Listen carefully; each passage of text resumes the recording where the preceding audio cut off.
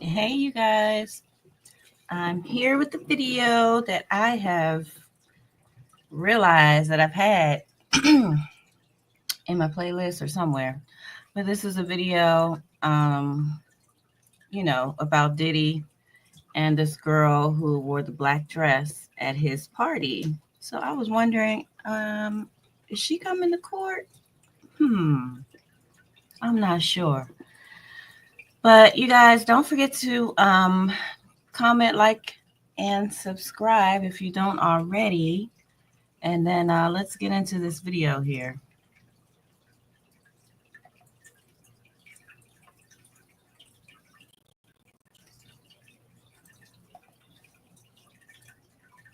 Uh-oh.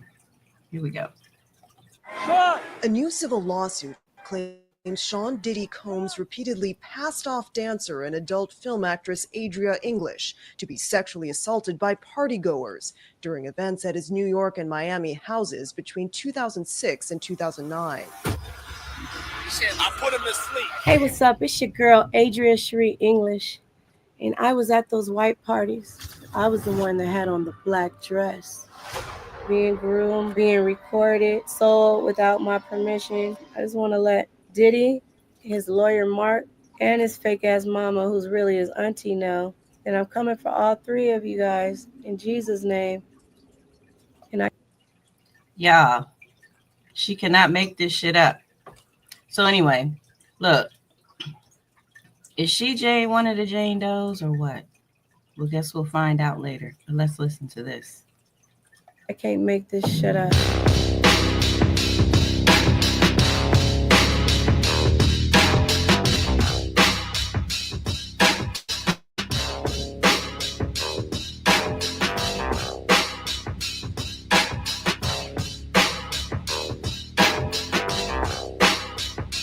I was born on the Air Force Base, Travis Air Force Base, 1978. It was a good year. I was born to my parents, Michael and Adrian Marcy. They met at the tender age of 13 years old. They got married the day after my mom graduated from Crenshaw High. She attended with Ice-T. The day after she graduated high school in 1976, she married my father. He was in the Air Force, and they moved to Northern California, where my mom pursued a nursing career. My dad was an officer in the Air Force. I'm a Christian. I love God. I believe in God. Born and raised in believing family. But I took loans to go to Long Beach State. They put me in the co-ed dorm, Los Alamitos, where the girls who were stripping to get through school. They were paying their mother's rent. So I started running with the strippers. And that led me into the adult industry. I met Jake Steed. He was my boyfriend at first. And then he said he had a way that I could be financially straight forever. And he said, we make some good love, right? Why don't we, make a movie? And I'm like, what? Are you serious? Like, I thought he was joking. The next day, he came to our apartment with movie producers, and they told me, we'll make movies that no one will ever see in America. They'll be overseas, and overseas sounded so far away to me. I was working in the hospital and got a phone call from a friend of mine who said they stumbled upon a sex shop. There happened to be an advertisement of one of my movies in the fucking window. That same member of my church bought the movie, took it all the way back to California, gave it to the minister of my church. He called a meeting with my parents. When I get off work and I get to my parents' house in Chino, California, my fucking parents had my porno on the big screen TV. Hold up. Hold up. Y'all, what would you do if that happened to you? Oh my goodness. Listen here. I feel her pain. I feel her pain. Trust me, I feel her pain. If you look in my videos, oh no, I didn't bring that up yet. But yeah, I wasn't on video doing no movies or nothing. But yeah, I was a dancer back in the day. So, and I damn sure hid it from my parents for quite a while till they found out. But yeah, That's another story for another day, you guys. And trust me, I will be telling it and I'll even show pictures, but I'm just trying to get up to that you know, point where I do that. And then plus I gotta warn my family, like, so to not watch that one. But anyway, here we go.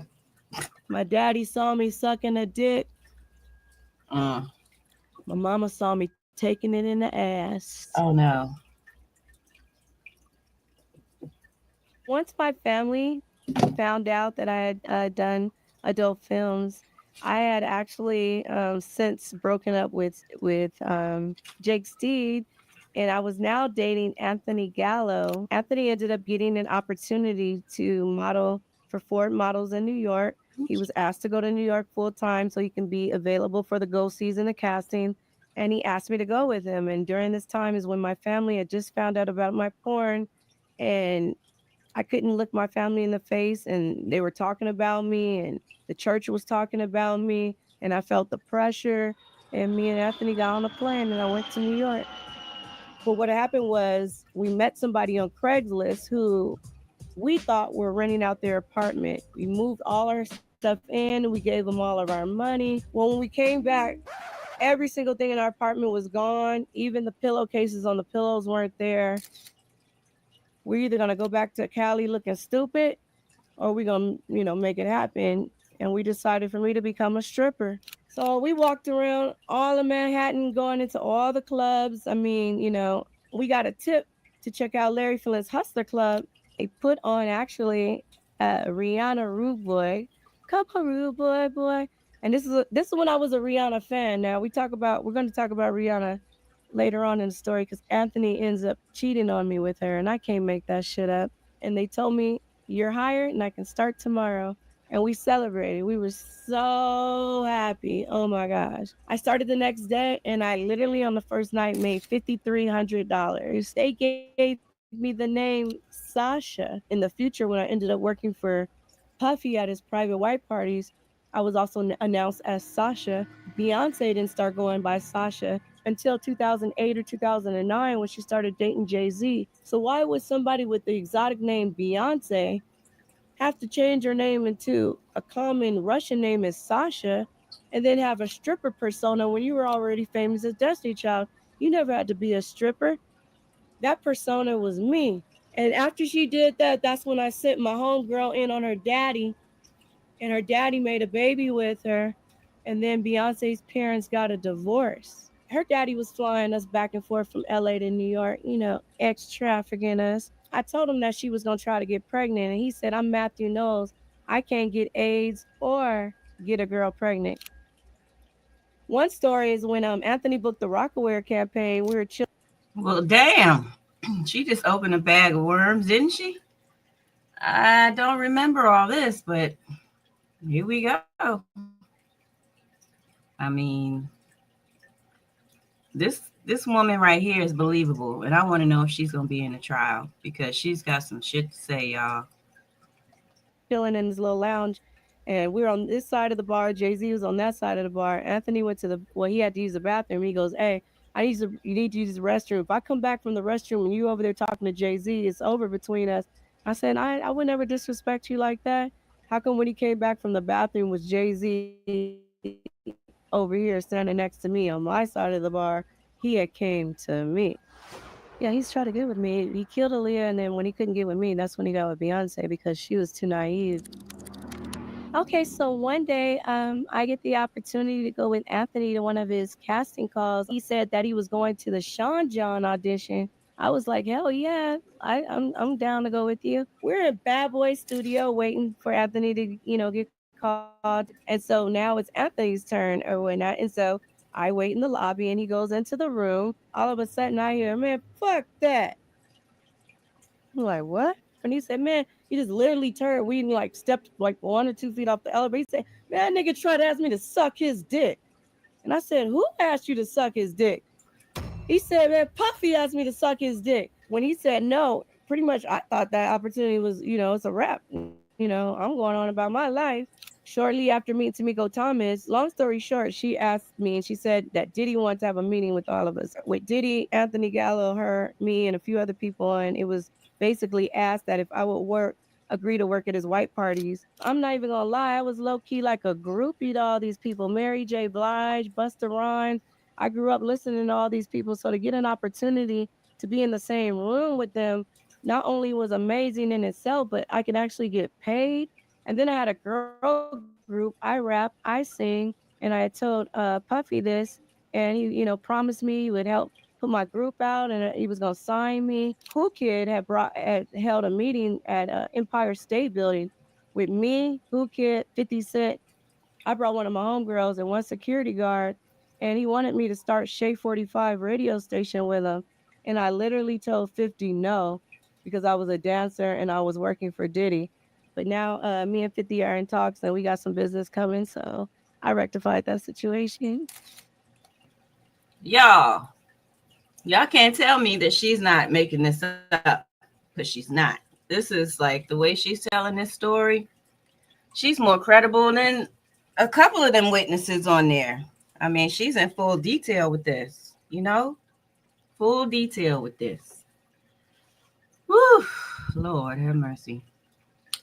Mm-mm-mm. And you can definitely believe when the guy came out the elevator was like, what the fuck? No, whatever. So we know all this to be true now. It all came out. So, y'all, wow. The very first party, I was very, very excited. I was told that just to be, ready with my hair and makeup done, that our wardrobe would be provided. And they sent a car service for me the very first time. Anthony walked me down. We were in a doorman building. Doorman opened up the door, and I felt like a princess. I'm like, wow. So we rode up right to the front door, and Diddy himself, Sean Combs, Puffy back then, greeted us. When we arrived, it was before the party started, and he walked us inside to show us where we would be getting ready, getting dressed at. That's when he gave us the white outfit. Puffy, he really liked texture, and so he wanted us all to feel the texture of the material, and he was just emphasizing on how soft it was. And I thought that was interesting. I thought maybe he was, because of Sean John, he's really into fabric and in fashion like that. So at the time, I didn't think anything, strange about it. And it was really said like, girls, you guys drink from these bottles, and this is the guys' champagne. Girls don't touch the guys' champagne. Guys don't touch the girls' champagne. And then it was interesting because there was a table that had like every party favor you wanted to see. There was blue and pink goa. There was weed. There was alcohol. There were pills. I didn't do any of that stuff. At the time, all I did was drink alcohol and smoke weed. But when I drank that particular alcohol, I was faded, like way more than I was. People started showing up. Paris Hilton was one of the first girls to arrive, and when I took her picture, she said, "Let me see, let me see." And she wanted to see, and she made me take it like 3 or 4 times until she liked the picture. Mary J. Blige came with her ex-husband, who was also her manager. Busta Rhymes came with a female. I have a whole bunch of pictures that the press and it's not included in my lawsuit. I just got to get out my storage. Man, everybody. Jay Z came. Reverend Al Sharpton. Why was he there? Why were you there, Reverend? Donald Trump was there. Stormy Daniels, shout out to Stormy, was there. Superhead was there. We got in an argument. We almost started scrapping. Diddy had to break us up. Diana Ross, why did you stand there staring at me like this with the residue? I can't make this shit up. And we Well, damn. She done called out everybody. Why is this woman not hasn't been highlighted, or has she? There's so much going on. I can't keep up with all these people. But look here, she definitely needs to get on that stand if she's not already. This is wow, yo. This is she's telling the truth. All these people there. Oh my goodness gracious. Okay, so let's get further into this one. we were instructed to dance for a certain amount of time and then get off the stage and mingle with the crowd and the guests for the a certain amount of time. And I remember one particular time of getting off the stage, um, they had a girl over there on the dessert table, butt naked, and I ended up slurping a strawberry off of her breast in front of everyone. Found out later she was only 14 years old. The same girl I'm talking about, she had to use the restroom, but Diddy wouldn't allow her to use the restroom, and she ended up shitting on stage, and it was the wet shit that went everywhere. And even Denzel Washington went up to Diddy and said, "Man, you don't have respect for nobody." And she got beat for that. But at some point, I'm walking around, I'm a zombie, and everyone is a zombie. Ja Rule is running around butt naked, slapping Diddy on the ass. People were at chains and like they were leading people on dog chains. Then they started doing these weird, like ritual, like Satanist ritual type shit. I believe they were drinking blood. At some point, somebody put me in the car service because I just woke up in my bed in Manhattan, and Anthony said I've been asleep for 2 days. Yeah, a lot of people are, confused about and wonder, why would somebody go back to the white parties or to a situation period that, if something happened to you that you don't agree with? Well, in my circumstance, in my situation, I had dreams and aspirations of being in the entertainment industry. I write, I sing, I dance, I perform. I told Puffy that I had dreams of being in the game, but I was shelved and I was blackballed and blacklisted once I didn't continue to do what he wanted. It was a Now, see, y'all, everybody always say, why did you go back? Why did you go back? For the money, the lifestyle, um, everything like that. They, you know what I'm saying? They feel like, oh, he won't do it again. Probably. I don't know. But they were in it for the money. And y'all got to understand, money is very addictive. And once you get a whole lot, you don't want to go back. So I believe this is why these women would constantly go back to Puffy because of the money. Yes, you're getting your ass beat. Yes, you're going through all this and that. But after a while, like Cassie, it was probably just the norm. And she just, I don't know. I know she loved Diddy. She really loved him. She tried, but she was just Diddy's unfortunately whore that he just used to do all his freak offs with. So, you know, that was the horrible thing about it. And I'm sure he loved her too because he wouldn't let her go. But I don't know. Abuse is hard for some people to leave. And I totally understand that because again, I've been through a domestic violence situation where the person would say they're sorry and do all this crying and bring you flowers and do this and do that. And I thought it would stop, but it didn't. And so eventually I did leave. And I left in a way that I had to. When he was at work, I moved everything out. That story is on my YouTube page. But yeah, it was a lot. So, and now that guy is locked up in jail right now for murder. Um, yeah. So anyway, I understand it. I understand the domestic violence. I understand why they stay. Um, and to have this kind of money and lifestyle, who wouldn't want it? But you got to have it at a cost. So sometimes it's not worth it. But all I can say is I do understand, but it's not worth it. It's never worth it. Trust me, it's not. Been there, done that. And I swear she looks like one of these girls I used to dance with. And I'm going to send her this video and be like, this is your twin right here. Because I could have sworn it was her. I said, oh my God, is that so and so? Because they look just alike. Excuse me. And I was like, oh my God, this could be her because she was very popular. She traveled, she did a lot, but this isn't her. But she also went to jail for murder, but she's out. I don't know how she beat it, but she's out. She did do a little bit of time, but she's out. grooming process because initially I had a lot of fun. I met everybody. I took pictures with everybody. I networked with everybody. I established business for the future.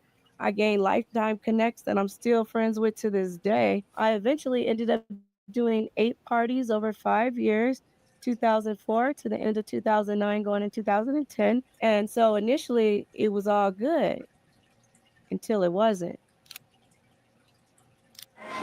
A new civil lawsuit claims Sean Diddy Combs repeatedly passed off dancer and adult film actress Adria English to be sexually assaulted by partygoers during events at his New York and Miami houses between 2006 and 2009. It was all above board initially. But then after I got manipulated to perform extras with his guests sexually, and after that, uh, almost like it became part of my employment now. It was no longer the focus on dancing, it was more the focus on making sure I please his guests and whatever side deals he was discussing or negotiating with them. My job was to go in and physically, sign the deal, if you will. Like, say, Jacob the jeweler, say he said, I want $100,000 chain, you know. Then when I would go in there and sexually gratify him, I guess the chain was given to him. I never got a chain. Mm. Yeah, go ahead, do your shit. You gotta go to the bathroom, anything? You wanna go for a cut? Yeah.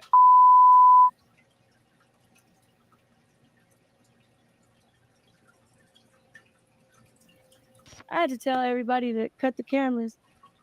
Thank God they didn't show my breakdown because I said I need to smoke a blunt. I need to take a shot because when my mind goes back, it haunts me.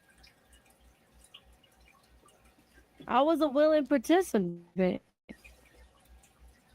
I was already an ex porn star. Y'all knew my price tag. I bless you with my presence, and this is what you do. You got to think about it. There's a reason why LeBron James says, ain't no party like a Diddy party. You over here dressing the tutu, taking it in the boo boo. Hey, Justin called me because while they took advantage of you from the back, Justin just wanted to sing. They put him on a casting couch. This is, watching this, it seems I see that this video came out about 5 months ago. But watching the trial, it could have been longer than that. I feel like it's longer than that, but for some reason it says 5 months ago. But I feel like it's longer. But anyway, because what, we're already in May. Okay. Going on June. Yeah, I don't know. But I know one thing. All this stuff that she's saying before the trial is definitely coming up. It is all this stuff. Oh my goodness gracious, is coming up in the trial, y'all. Mm-mm-mm. Everything is allegedly. I ain't seen nothing, but I seen everything. Now, this next party, I was required to wear a black dress. Everyone else was still wearing white. And I believe that the black dress was to establish and to let the partygoers know who to look for if you did want extras. And the black dress is the first time that I recognized that I was drugged. I got numb. I got loopy. I felt like a Shit, zombie. I put him to sleep. I don't like people like finger banging me and things entering me like that. And with the white black dress, they would lift it up as I'm walking by and try to stick their fingers in my ass and stuff. It was amazing because it's like I took on a whole other persona because they told me everything you do tonight determines what happens in your future with us. So when they put the black dress on me, I felt empowered. I felt like a superhero. If you, it was like a pass into their lives, their acceptance, their elite. I felt classy. I felt sexy. I felt wanted, desired. and valued. They made me feel special because I was the only one at the white party with the black dress on. Just don't get too. We don't do that.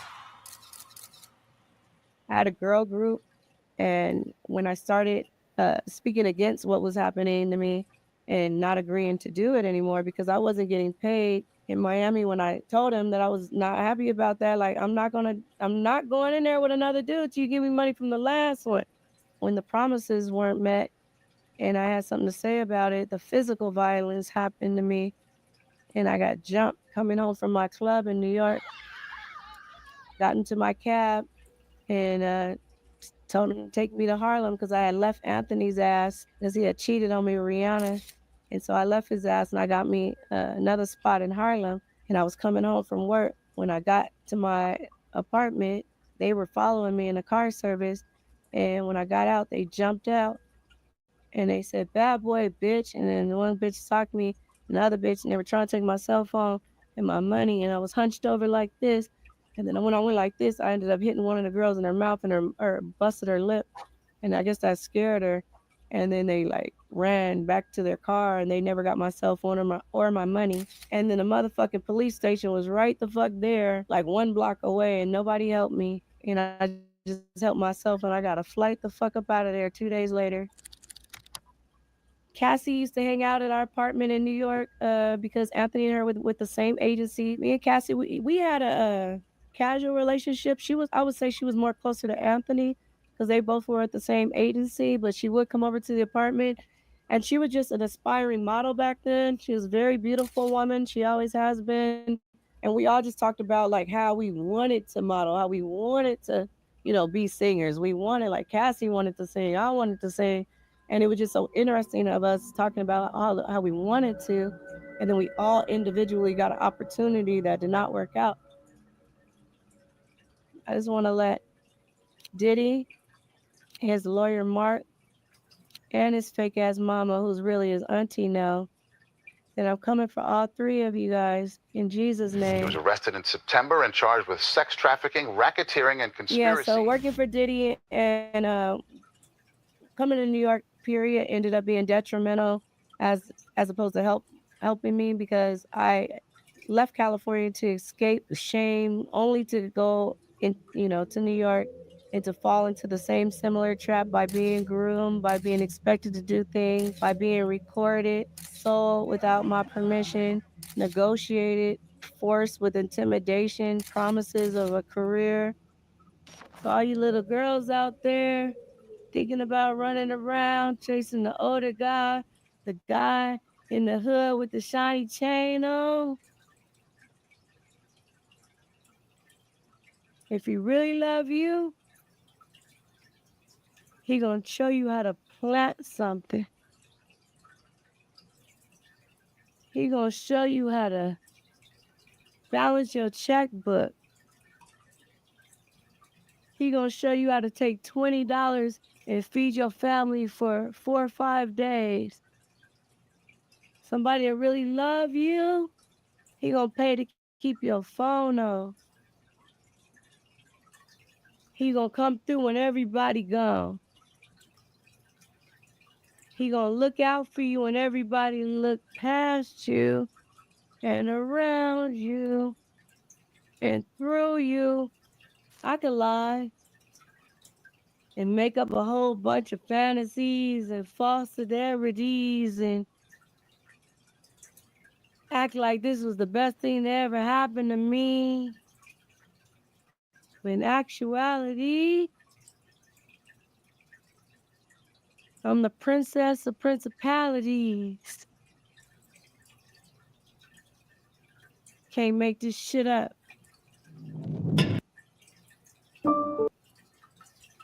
Okay, y'all.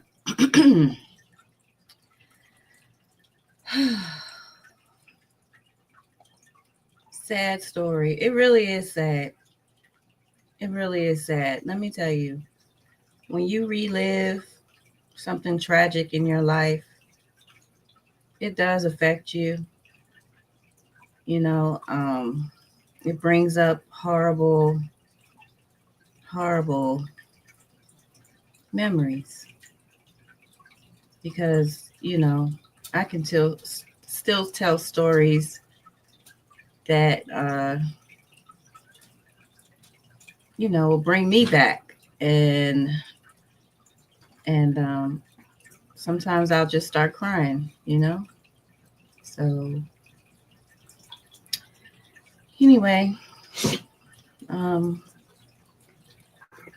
I just wanted to show you guys that video. Um, it's kind of old, but it sure is relevant for what's going on today. And let me ask you guys, if you were in this type of situation, like, what would you do? How would you feel? Um, like, would you tell your story or would you keep it to yourself? At this point in my life, at 52, I'm telling my stories. But back then, I definitely see why everybody didn't say anything because it was a lot going on, a lot. And they were afraid. And look at all the people that have met their demise or passed away that is under Mr. Diddy, the diddler. You know what I mean? Look at all the people that have passed away that's been in his circle. So I understand why they have not, came out way back when, because it is a scary situation. I mean, even for me, when I would put restraining orders on people, that was a scary situation because some people it stopped and some it didn't. Anyway, you guys, please share and like this video. I'd really appreciate it. And yeah, thanks for watching, you guys. Thank you so much. Okay, I'm out.